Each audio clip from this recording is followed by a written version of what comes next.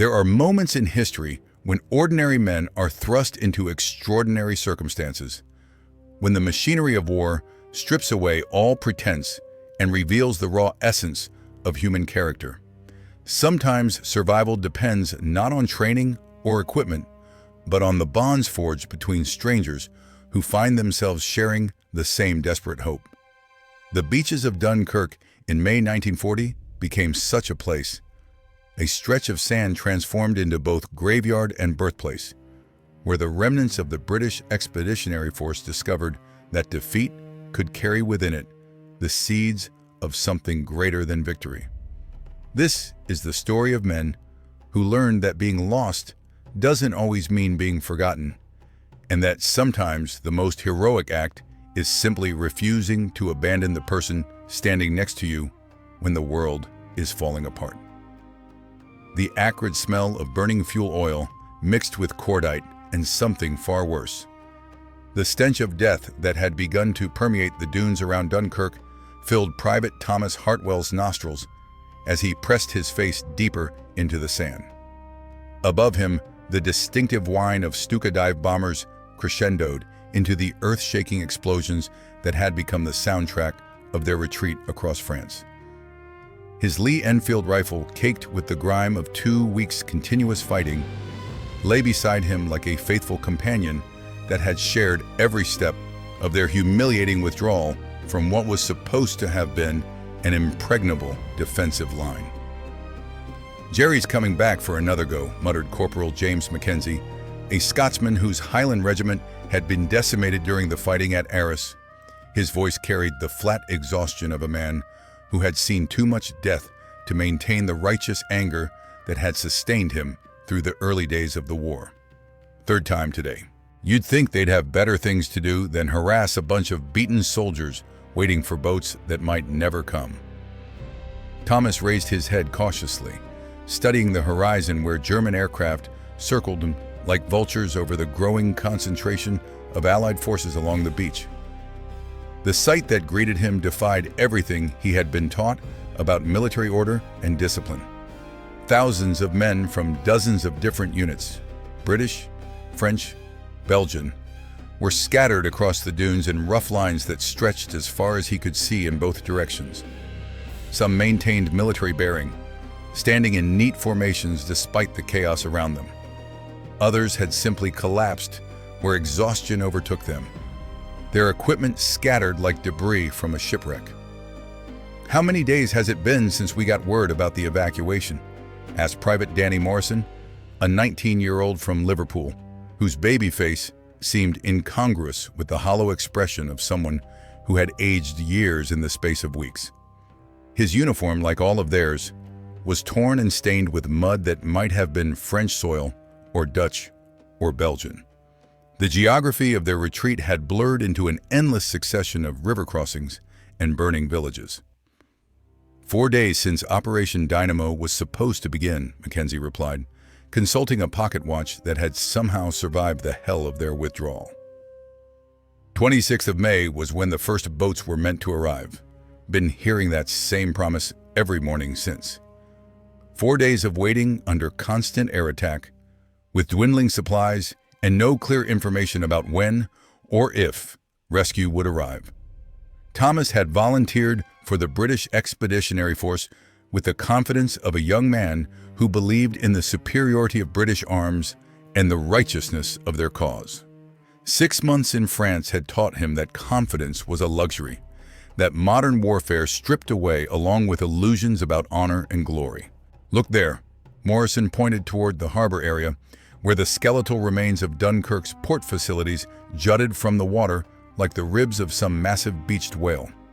"Smoke rising from the town again? Think there's anyone left alive in there?" Through his binoculars, liberated from a German position during their retreat, Thomas could see the systematic destruction that Luftwaffe bombing had inflicted on anything that might have facilitated an orderly evacuation. The main docks were completely unusable, which meant that any rescue operation would have to be conducted from the beaches or the narrow east mole that extended into deeper water. "Civilian boats," Mackenzie said suddenly, his voice carrying a note of hope that Thomas hadn't heard since the German offensive began. "Look toward the horizon, southeast of the harbor. Those aren't naval vessels." Thomas focused his binoculars on the distant shapes that were gradually becoming visible through the haze and smoke. Small boats, dozens of them, approaching from the direction of England with a determination that seemed almost absurd given the circumstances. Fishing vessels, pleasure craft, lifeboats, yachts, an improvised armada of civilian volunteers who had somehow been convinced to sail into a war zone to rescue soldiers they had never met. "The little ships," whispered Private Hugh Pemberton, a Welsh miner whose soft voice seemed out of place coming from his massive frame. "That's what they'll call them. Mark my words, the little ships of Dunkirk." The sight of civilian boats approaching through German-controlled waters had an electric effect on the men scattered across the beaches. Soldiers who had been lying motionless in the sand began to stir, checking equipment and adjusting positions to be ready when their turn came. The orderly queues that had characterized the early stages of the evacuation began to reform, with NCOs and surviving officers attempting to maintain some semblance of military discipline despite circumstances that made conventional command structure almost meaningless. "Form up by companies," called out Lieutenant Colonel William Fraser, one of the senior officers who had taken responsibility for organizing the beach evacuation. His uniform was as tattered as any private's, but his voice still carried the authority of professional military training. "When the boats come in, we load wounded first, then by unit seniority. No pushing, no panic. We're British soldiers, and we'll conduct ourselves accordingly." Thomas found himself in a line with men from half a dozen different regiments, united by nothing more than their shared situation and the gradual understanding that their survival depended on cooperation rather than individual initiative. The soldier to his left was a French foreign legionnaire whose weathered face suggested years of colonial campaigns. To his right stood a Belgian paratrooper who spoke no English, but communicated through gestures and shared cigarettes that had become more valuable than currency. "You think we'll make it?" Morrison asked, voicing the question that occupied every man's thoughts, but which few were willing to speak aloud. Thomas studied the approaching boats, calculating distances and timing against the frequency of German air attacks. The mathematics were not encouraging. Hundreds of small craft attempting to ferry thousands of soldiers across 20 miles of English Channel while under constant assault by an enemy air force that had demonstrated complete superiority over the evacuation zone. "Some of us will," he replied with honesty that felt more cruel than kind. "Question is whether it'll be enough to matter." The first boats reached the shallows around noon, their arrival marked by a German bombing raid that sent fountains of water and sand high into the air. Thomas watched civilian boat crews, men who had probably never heard a shot fired in anger, maneuver their vessels through shell fire with a casual competence that spoke of years spent navigating dangerous waters for fish rather than men. "Come on then, lads," called a voice with a thick Kentish accent from the closest boat, a converted fishing trawler whose captain appeared to be well past military age. "Quickly now, before Jerry comes back for another look." The loading process was a chaos, barely contained by military discipline. Wounded soldiers were carried to the boats on improvised stretchers made from rifles and greatcoats, while walking wounded struggled through the surf with whatever equipment they could manage. The able-bodied formed human chains, passing supplies and ammunition out to boats while trying to ignore the sound of approaching aircraft engines. "Next group, move out!" Lieutenant Colonel Fraser's voice cut through the noise of waves and diesel engines and distant artillery. Thomas found himself wading into water that was shockingly cold despite the warm May weather, his boots slipping on the sandy bottom as German bullets began kicking up small waterspouts around the evacuation fleet. The fishing boat he approached was commanded by a man who introduced himself simply as Captain Charlie, a merchant seaman whose vessel had been requisitioned for the evacuation but whose crew remained entirely civilian. Thomas hauled himself over the side with assistance from hands that were surprisingly strong despite their owner's advanced age. 28 this trip, Captain Charlie announced as the last soldier clambered aboard. That's our limit for safety, though I suspect safety is a relative concept today. The journey across the channel began with what Thomas would later remember as almost peaceful normalcy. Diesel engines throbbing steadily, water sliding past the hull, conversation conducted in normal tones as if they were returning from a fishing expedition rather than fleeing military disaster. But peaceful moments in war are usually temporary, and this one ended when German fighters appeared off their starboard bow. Messerschmitt 109s identified Mackenzie with the professional recognition of a soldier who had learned to distinguish between different types of aircraft based on their threat to ground forces. Two of them making a run on the evacuation fleet. The fighter attack was swift and devastating. Thomas watched bullets stitching across the water in straight lines that connected German aircraft to British boats with mathematical precision. The fishing vessel to their left simply disappeared in an explosion of splintered wood and burning fuel, while another boat began listing severely as water poured through holes torn in its hull by 20 mm cannon shells. "Man overboard!" came the cry from 3 different directions simultaneously, and Thomas understood that some of the soldiers who had survived weeks of fighting in France would drown within sight of England because they had been unlucky enough to be in the wrong boat at the wrong moment. Captain Charlie brought his vessel alongside a sinking trawler, using boat hooks and ropes to pull surviving soldiers from water that was already claiming men who lacked the strength to swim in full equipment. Thomas found himself hauling a French soldier over the rail, a man whose uniform was soaked with seawater and blood from wounds that might prove fatal despite their rescue. "How many can we take?" he asked Captain Charlie, who was performing calculations that balanced humanitarian obligation against maritime safety. "However many we can save," came the reply. "We'll worry about regulations when everyone's accounted for." The overloaded fishing boat struggled toward Dover with 43 soldiers aboard instead of the recommended 28, riding low in the water and making slow progress against channel currents that seemed determined to push them back toward France. Thomas spent the crossing helping treat wounded men with medical supplies that had been improvised from whatever materials were available. "What happens now?" asked Morrison, whose question reflected uncertainty that extended far beyond immediate navigation concerns. "I mean, after we reach England, do we get leave, new equipment, or do they turn us around and send us back to France?" It was a question that none of them could answer with certainty.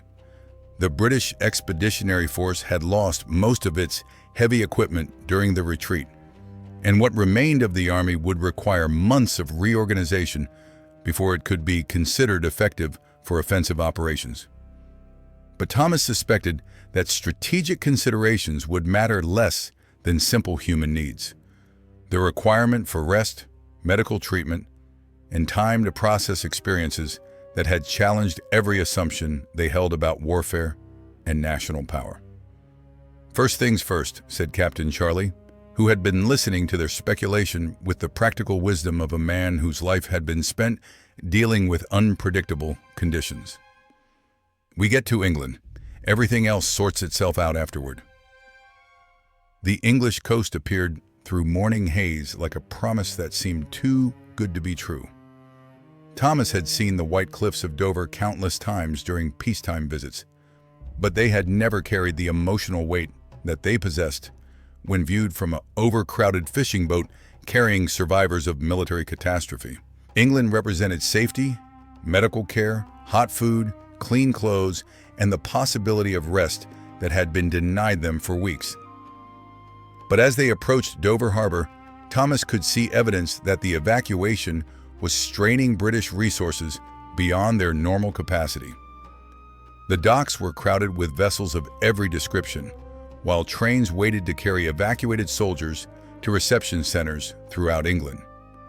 Medical personnel moved through the crowds with stretchers and wheelchairs, trying to provide immediate care for the most seriously wounded while organizing the flow of survivors who were arriving faster than the system could process them. "Bloody hell," muttered Mackenzie as they prepared to disembark. "Look at all those faces waiting for us, like they're expecting heroes instead of the remnants of a beaten army." Thomas studied the crowd of civilians, reporters, and military personnel who had gathered to witness the arrival of Dunkirk survivors. Their expressions showed a mixture of relief, pride, and something else, a recognition that these men represented both military failure and human triumph that defied simple categorization. The disembarkation process was conducted with efficiency that seemed miraculous after days of chaos on French beaches. Medical personnel immediately identified and removed the most seriously wounded, while military officials began the process of reorganizing survivors into temporary units that could be transported to reception centers. Thomas found himself separated from Morrison and Mackenzie, assigned to a group of soldiers from various regiments who would be sent to a camp in the southern England for rest and reorganization. "Private Hartwell?" A young officer with a clipboard approached him during the sorting process. "You're designated for immediate transport to Aldershot. Your unit suffered heavy casualties, and there are questions about what happened during the retreat." The prospect of debriefing interviews and after-action reports seemed surreal after weeks of immediate survival concerns. But Thomas understood that military bureaucracy would resume its normal functions even when applied to extraordinary circumstances. Someone would need to analyze what had gone wrong in France, and the testimony of surviving soldiers would be essential for that process. The train journey to Aldershot provided his first opportunity for extended reflection since the German offensive began. Looking out at English countryside that remained unchanged by events that had transformed his understanding of warfare, Thomas tried to process experiences that seemed to belong to another lifetime, despite occurring within the past month. He thought about Morrison, whose youthful optimism had gradually given way to the hollow-eyed awareness that survival in modern warfare depended more on chance than courage. He remembered Mackenzie's Highland accent growing thicker as stress increased, until his speech became almost incomprehensible to English ears trained on different dialects. Most of all, he wondered about the French Foreign Legionnaire and the Belgian paratrooper with whom he had shared cigarettes and silence during their wait on Dunkirk beaches. "Penny for your thoughts?" asked the soldier sitting across from him, a corporal whose uniform indicated service with an artillery regiment that had lost most of its guns during the retreat. "Just wondering what it all meant," Thomas replied. "Whether we accomplished anything besides getting ourselves rescued from our own mistakes." The corporal considered this question with the seriousness that it deserved. "I think we proved that British soldiers don't quit, even when quitting would be the rational response to impossible circumstances. That might matter more than tactical victories when it comes to continuing the war." The observation was profound in ways that Thomas would not fully appreciate until years later, when the Dunkirk evacuation had been transformed from military disaster into national mythology. But even at the time, he understood that something significant had occurred on those French beaches, a demonstration of human resilience that transcended immediate military results. The reception center at Aldershot was organized chaos, with hundreds of Dunkirk survivors being processed through medical examinations, equipment replacement, and administrative procedures designed to restore them to military effectiveness. Thomas underwent a physical examination that revealed malnutrition and exhaustion, but no serious injuries, followed by interviews with intelligence officers who wanted detailed accounts of German tactics and capabilities observed during the retreat. "Tell me about German air superiority," requested Major Harrison, an intelligence officer whose questions suggested comprehensive knowledge of military aviation despite his obvious inexperience with actual combat. How effective were Stuka dive bombers against troops in the open? Thomas described the psychological effect of sirens designed to terrorize ground forces, the precision of bombing attacks against specific targets, and the apparent unlimited nature of German air resources compared to Allied fighter cover that seemed increasingly absent as the retreat progressed. What about German ground forces?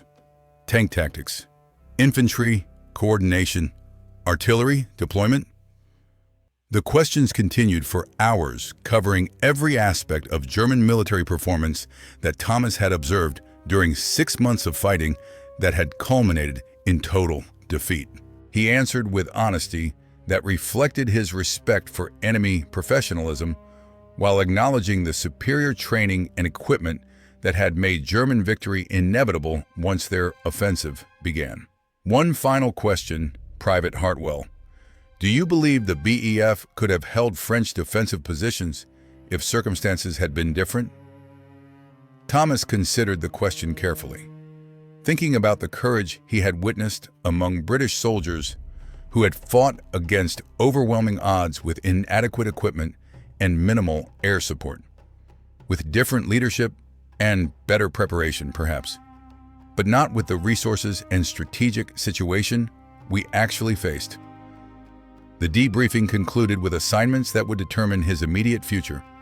Thomas was designated for a rest period of 2 weeks, followed by assignment to a reformed unit that would incorporate Dunkirk survivors with new recruits and improved equipment. It was an acknowledgement that the British Army needed time to learn from its French experience before resuming offensive operations. But even as he settled into the routine of military reorganization, Thomas found his thoughts returning to Dunkirk beaches and the faces of men who had shared that experience. Some had made it to the boats and presumably to safety. Others had been killed by German bombs or bullets during the evacuation itself. A few had been left behind when the last vessels departed, facing uncertain fate as prisoners of war or worse. The newspapers that reached the reception center painted the Dunkirk evacuation as a miracle of deliverance, emphasizing the heroism of both military personnel and civilian volunteers who had participated in Operation Dynamo. Thomas recognized elements of truth in such accounts, but he also understood that heroism was more complex than media representations suggested. Real heroism, he had learned, was not about dramatic gestures or inspiring speeches. It was about ordinary men making impossible choices under extraordinary pressure, choosing to help their neighbors when helping seemed hopeless, refusing to abandon colleagues even when abandonment offered better prospects for individual survival. He thought about Captain Charlie and his civilian crew, who had risked their lives to rescue soldiers they had never met, because doing so was simply the right thing to do. He remembered Lieutenant Colonel Fraser maintaining military discipline among troops who had every excuse for panic or desertion. Most of all, he recalled the French Foreign Legionnaire who had shared his last cigarette with a British soldier despite language barriers that prevented them from even learning each other's names.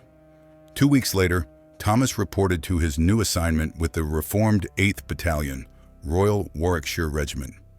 The unit included Dunkirk survivors, like himself, mixed with fresh recruits, who had been trained according to lessons learned from the French campaign.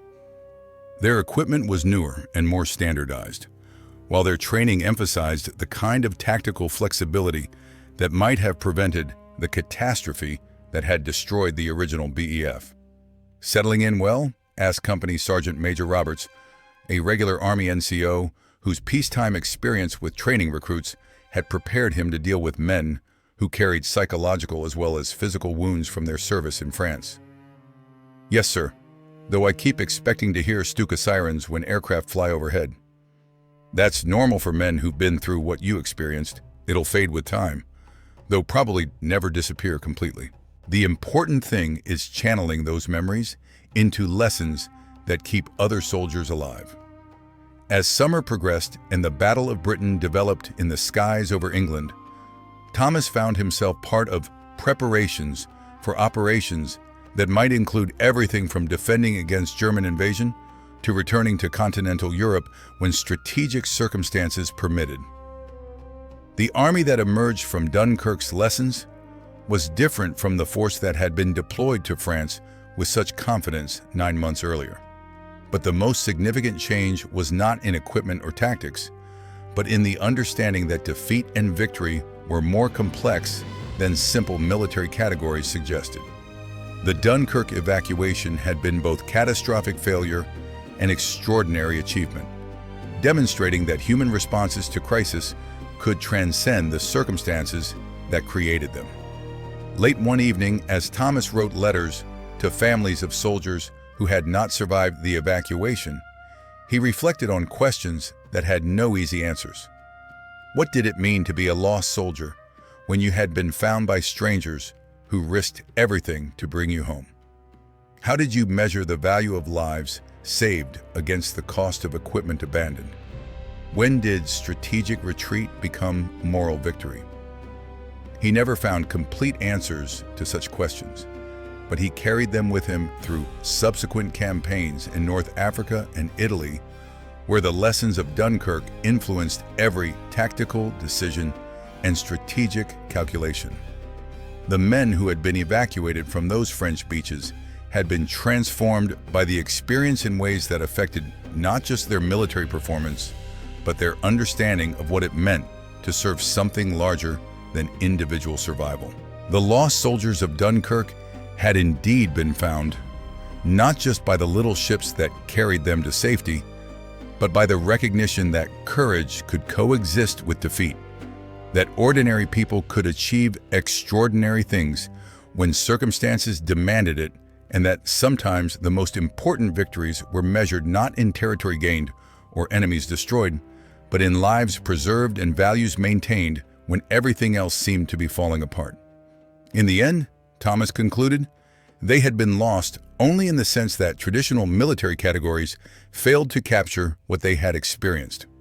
They had been found in the deeper sense that their ordeal had revealed possibilities for human decencies that transcended national boundaries and military objectives.